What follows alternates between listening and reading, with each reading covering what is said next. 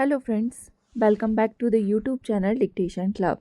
आज का डिक्टेशन आनंद मासिक पत्रिका अंक 21 से लिया गया है, जो कि 4 स्पीड 80 शब्द प्रति मिनट, 90 शब्द प्रति मिनट, 100 शब्द प्रति मिनट और 120 शब्द प्रति मिनट की गति से डाला जाएगा।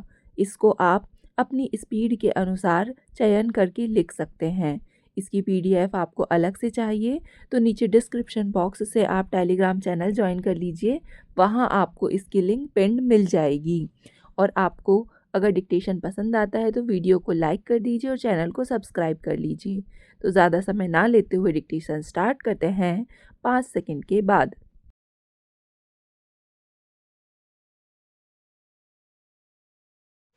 अध्यक्ष महोदय, अंतर संसदीय यूनियन के प्रतिष्ठित सदस्य एवं अन्य विशिष्ट अतिथिगण, मुझे यह कहने की आवश्यकता नहीं कि आपको अपने बीच पाकर मुझे कितनी प्रसन्नता है।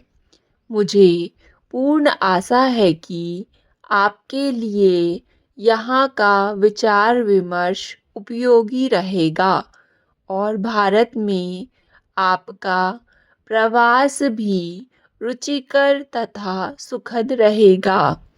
आप विभिन्न देशों से आए हैं, जिनके राजनीतिक उद्देश्य और पद्धतियाँ भी भिन्न भिन्न हैं, लेकिन प्रजातांत्रिक शासन का संपोषण करने के मामले में आप सब एक हैं।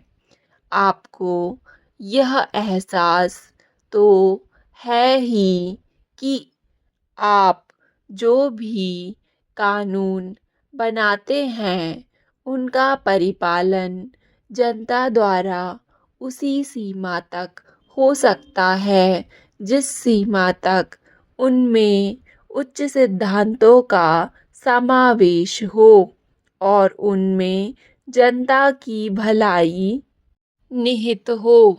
वर्तमान समय से पूर्व प्रायः प्रत्येक देश में राजनैतिक अधिकार प्राप्त नागरिकों की संख्या कुल जनसंख्या के अनुपात में बहुत थोड़ी हुआ करती थी। कुछ लोगों द्वारा कुछ लोगों के हित साधन के लिए ही नियम बनाए जाते थे। बहुसंख्यक लोगों को तो केवल उनके सामने सिर झुकाना पड़ता था। अपनी अलग आवाज़ उठाने की किसी भी आकांक्षा या कोशिश को कुचल दिया जाता था।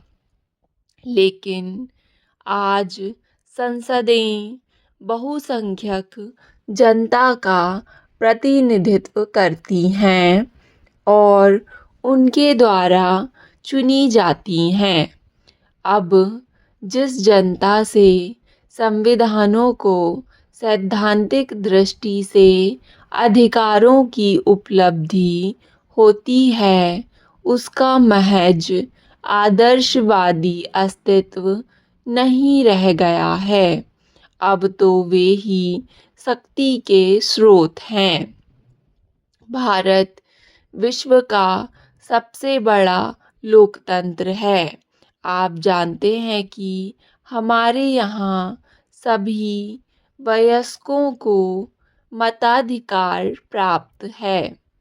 हमारी राष्ट्रीय संसद का निर्वाचन 25 करोड़ मतदाताओं द्वारा होता है और पिछले आम चुनाव में 25 करोड़ मतदाताओं ने अपने इस अधिकार का प्रयोग किया था। हमारे 17 राज्यों में निर्वाचित विधानसभाएं ग्रामीण क्षेत्र में हमारी जनता अपनी ग्राम और जिला परिषदों का चुनाव करती है, लेकिन लोकतंत्र के संचालन की कसौटी केवल मतदाताओं की संख्या अथवा मताधिकार का प्रयोग करने वालों का प्रतिशत नहीं, बल्कि वह दृढ़ आस्था होनी चाहिए जो हमारी जनता की इन प्रातिनिधिक संस्थाओं में है। कहा जाता है कि लोकतंत्र की कसौटी यह नहीं है कि सरकारें किस प्रकार चुनी जाती हैं, बल्कि यह है कि वे किस प्रकार बदलती हैं। हमारे राज्यों में सरकारों का परिवर्तन शांतिपूर्ण होता रहा है। हमारे आम चुनाव संवैधानिक दृष्टिकोण के विकास के मामले में मील के पत्थर रहे हैं। अध्यक्ष महोदय, आपके और हमारे अखबार आपको हमारी अत्यधिक गरीबी, प्रादेशिक टकराव, छात्र आंदोलनों, सांप्रदायिक दंगों आदि के बारे में बताएंगे।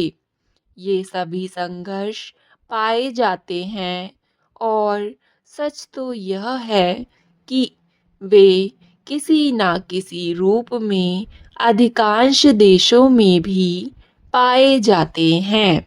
इसमें से कुछ के पीछे ऐतिहासिक कारण हैं, तो कुछ अनिवार्य तनावों के फलस्वरूप हैं जो किसी भी विकासमान और परिवर्तनशील समाज में प्रकट रहते हैं। लेकिन हमारी जनता शासन ने संबंधित तात्विक मामलों में जो आत्मसंयम तथा निर्णायक परिपक्वता दिखाई है, उसकी तुलना में ये तनाव नगण्य हैं। भारत का हृदय मजबूत है और उसके अंग सुदृढ़ हैं। यह कथन इसलिए आवश्यक हो गया क्योंकि जैसा कि हाल में पश्चिम के एक सुविख्यात पत्र के संपादकीय लेख में कहा गया, ऐसा लगता है कि भारत लगातार अग्नि परीक्षा के दौर से गुजर रहा है और किसी भी अन्य देश से यह प्रश्न इतने नैरंतर्य से नहीं पूछा जाता, क्या वह इस परीक्षा में सफल होगा। भारतीय संविधान का स्वरूप संघीय है, जिसमें राष्ट्रीय एकता के दायरे में प्रादेशिक व्यक्तित्व के पूर्णतम विकास की गुंजाइश है और प्रशासनिक मामलों में प्रादेशिक तथा राष्ट्रीय विषयों का सुस्पष्ट निर्धारण है।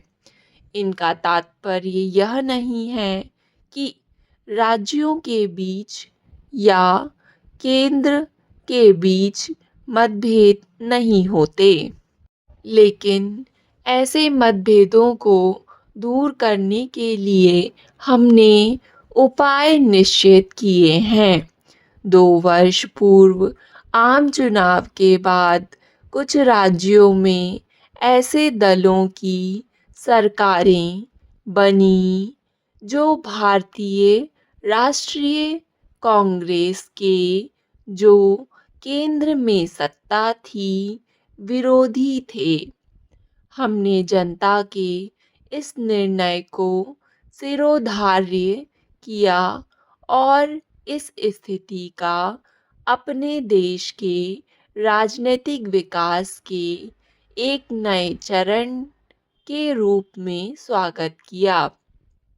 कुल मिलाकर केंद्रीय सरकार को सभी राज्यों के मुख्यमंत्रियों का सहयोग मिला है, चाहे वे कांग्रेसी सरकारों के मुखिया हों या गैर कांग्रेसी सरकारों के। अगर समस्याएं होती हैं और वस्तुतः वे बहुसंख्यक होती हैं, तो उनका मूल किसी तरह की संवैधानिक अपर्याप्तता में न रहकर साधनों की कमी में होता है, जिससे ऐसी स्थिति पैदा हो जाती है कि न्यायोचित मांगों की पूर्ति के लिए भी साधन नहीं जुट पाते।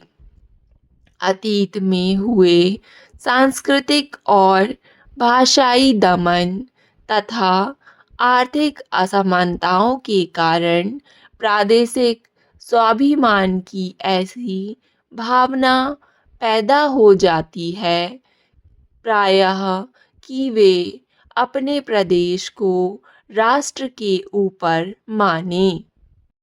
अध्यक्ष महोदय, विभिन्न राज्यों की अधिकतर सहकारी संस्थाओं में कार्मिकों के विभाग से प्रतिनियुक्ति की प्रथा प्रारंभिक आवश्यकता के आधार पर प्रारंभ हुई।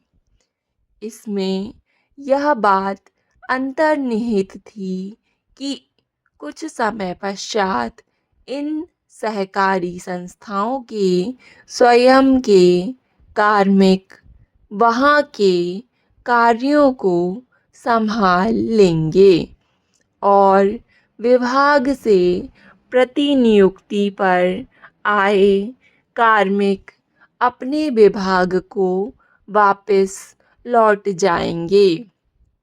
लेकिन ऐसा वास्तविक रूप से नहीं हो पाया।